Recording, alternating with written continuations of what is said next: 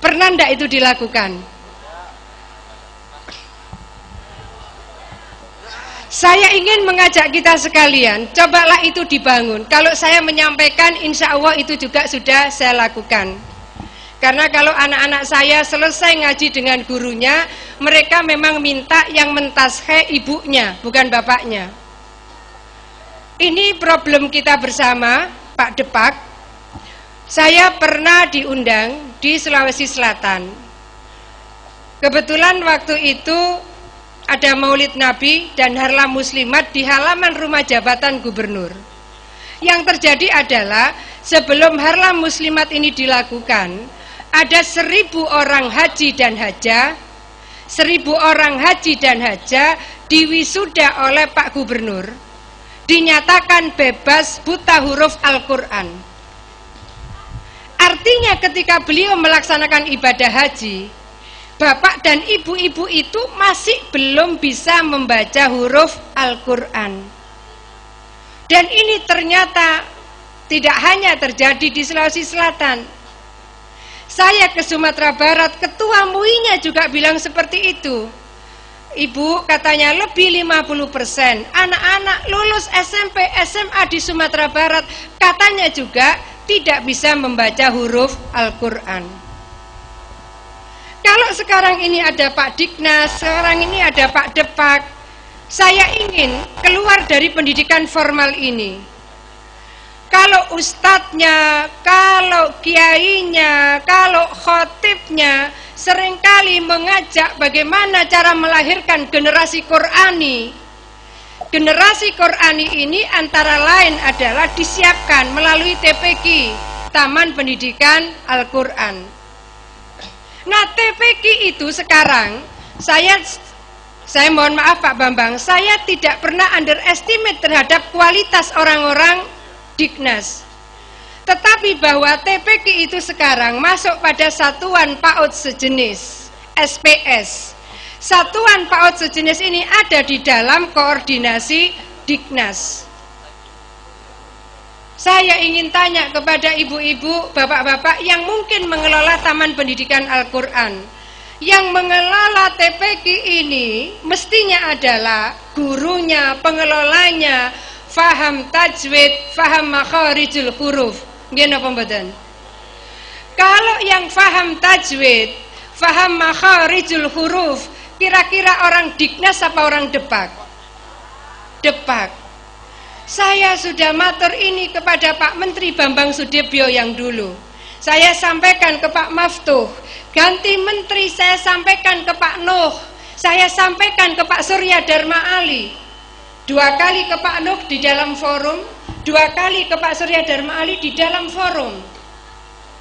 Saya sampaikan, tolonglah Pak, panjenengan ini juga tokoh-tokoh umat, dirembuk bersama. Mana yang bagian Diknas, mana yang bagian Depak.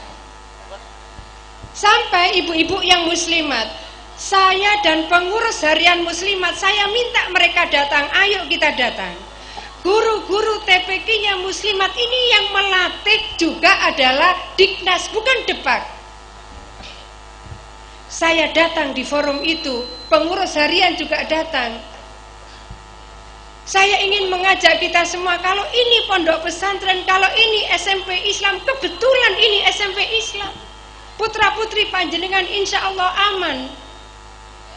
Tapi betapa banyak di antara anak-anak kita di luar pondok pesantren, remaja-remajanya, orang tuanya, yang mulai nenek moyangnya sudah beragama Islam, ternyata sampai wafat pun membaca Al-Quran juga belum bisa. Ini TPQ. Lalu majelis taklim. Majelis taklim ini oleh Diknas, undang-undang Sisdiknasnya memang masuk pada kategori PKBM, Pusat Kegiatan Belajar Masyarakat. Kalau majelis taklim masuk PKBM, maka dia di bawah koordinasi Diknas. Coba kalau sekarang menurut ibu-ibu, bapak-bapak semua yang rawuh di sini, majelis taklim itu menurut panjenengan cocoknya dikoordinasikan Diknas napa Depak? Depak. Saya khawatir bahwa Ini karena koordinasi antara Diknas dan Depak yang kurang baik, kurang maksimal. Sehingga persoalan-persoalan yang terkait dengan karakter bangsa belum selesai kurikulumnya, tetapi Majelis Taklim ini masuk kategori PKBM, TPQ masuk kategori satuan PAUD sejenis. Saya ingin matur panjenengan, kalau misalnya yang ngajar TPQ ini bukan ahlinya, yang ngurusi Majelis Taklim ini bukan ahlinya, lalu perjalanan umat ini akan bergerak kemana? Ini menurut saya harus kita jadikan muhasabah. Para kiai, para ustadz, Pak Diknas, Pak Depak, lebih sebagai muhasabah kita sebagai umat Islam. Karena apa?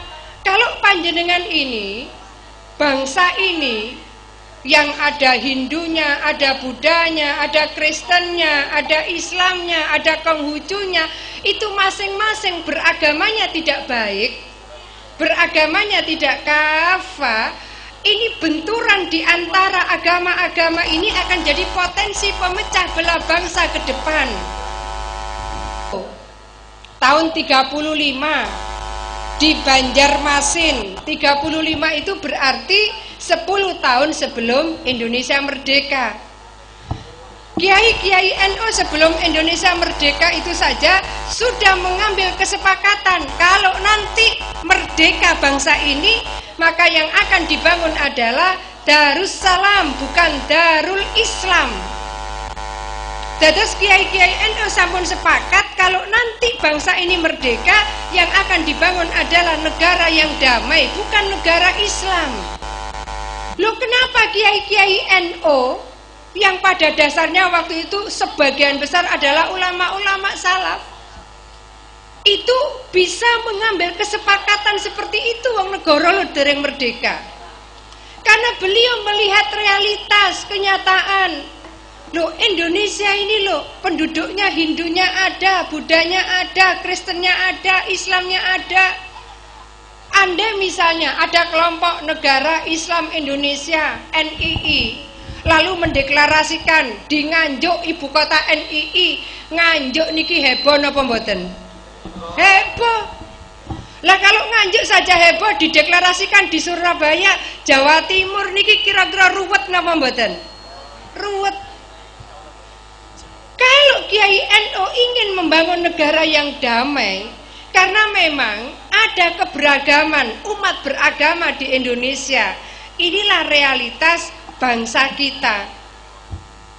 Itu yang ditandur pikiran pondasi oleh kiai-kiai NU sebelum Indonesia merdeka.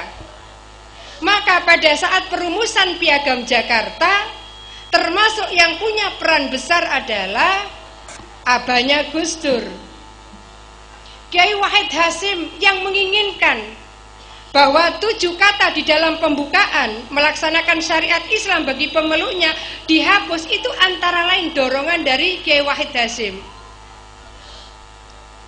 Kalau ini saya sampaikan, anakku, tadi saya sampaikan 2 minggu ini bangsa ini sedang sibuk cari pemimpin.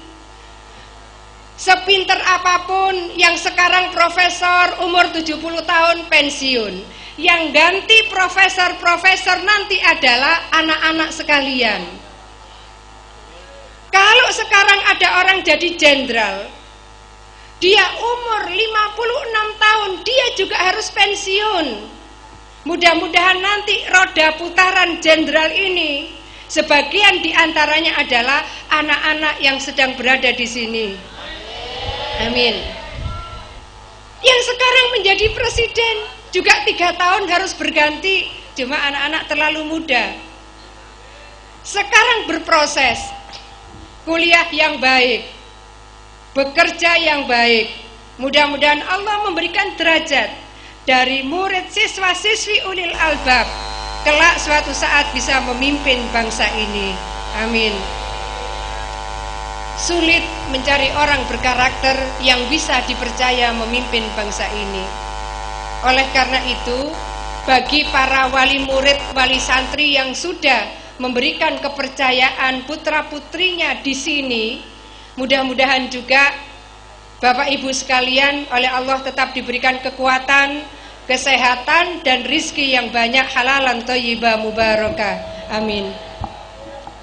Bapak Ibu yang saya hormati, saya ingin kembali betapa persoalan umat ini dalam keadaan krisis kualitas keagamaan yang cukup serius. Saya ingin meneruskan bagaimana kondisi Depak, yang kita berharap Depak ini bisa mengawal kualitas keagamaan umat. Kalau sudah YIN berubah menjadi UIN, guru besar YIN, approvalnya, tanda tangannya adalah Diknas. Saya mau ngajak, jadi kalau Depak itu sudah dipreteli begini kewenangannya. Lalu badan amil zakat dikeluarkan dari Depak. Kemudian badan wakaf dikeluarkan dari Depak. Lama-lama ini Depak ini fantadirisa'ah. Sampai Pak Nazaruddin Umar, Direktorat Jenderal Bimas Islam, itu pernah ibaratnya ngeluh ke saya. Beliau bilang begini, Mbak Hovifah tolong doakan saya, katanya. Karena STQ menurut beliau juga mau dikeluarkan dari Depak. STQ, seleksi tilawatil Quran, juga mau dikeluarkan dari Depak. Ayolah Bapak Ibu sekalian, kita ngitung, kalau STQ keluar dari Depak, kemungkinan suatu saat di Bali tidak ada MTQ. Suatu saat di NTT tidak ada MTQ. Suatu saat di Sulawesi Utara tidak ada MTQ. Di Papua tidak ada MTQ. Orang akan bilang, kami bukan tidak mau melaksanakan MTQ, tapi kami tidak punya dana. Kita mau bilang apa? Jadi sebetulnya kondisinya sudah sangat kritis sekali. STQ mau dikeluarkan. Katanya beliau, saya sendirian Mbak memperjuangkan ini. Kalau STQ keluar, ini kan tinggal Pak Nazar ini, maka tinggal ngurusi haji. Kalau nanti haji itu sudah diswastakan, maka Depak tinggal ngurusi nikah tok, karena tolak dan rujuk sudah diurusi pengadilan agama. Ini tugas kita bersama mengawal. Betapapun umat mayoritas di negeri ini adalah umat Islam, maka kehadiran Kementerian Agama itu tetap menjadi penting. Saya ingin Ustadz-Ustadzah, terutama Pak Harisuddin Akib, menjadi motor untuk bisa terus mengingatkan lingkungan kita masing-masing, bahwa sepertinya ada desain yang sedang menggerakkan keputusan-keputusan nasional ini yang ujung-ujungnya memberikan pembatasan gerak, pembatasan program yang luar biasa, sampai kemudian Depak tidak punya peran apa-apa. Jadi dipreteli satu-satu seperti itu, tapi seringkali kita tidak terasa. Umatnya lalu mengambang. Di antara umat yang mengambang itu, banyak di antaranya mereka floating itu yang mengambang. Lalu kemudian mereka tidak mendapatkan bimbingan yang lurus, yang mendapatkan guru garis keras, yang mereka masuk radikal, yang mendapatkan guru liberal, yang mereka masuk garis kiri. Inilah bagian-bagian yang tataruf ini, ekstrim kanan, ekstrim kiri. Ada yang tataruf tasyadud, ada yang tataruf tasahul. Yang tataruf tasahul dan tataruf tasyadud sama bahayanya. Yang tasahul ini antara lain yang mempermudah, meringankan, ngentengaken semua ajaran-ajaran syariat dan akidah ini sudah luar biasa mereka merajalelanya.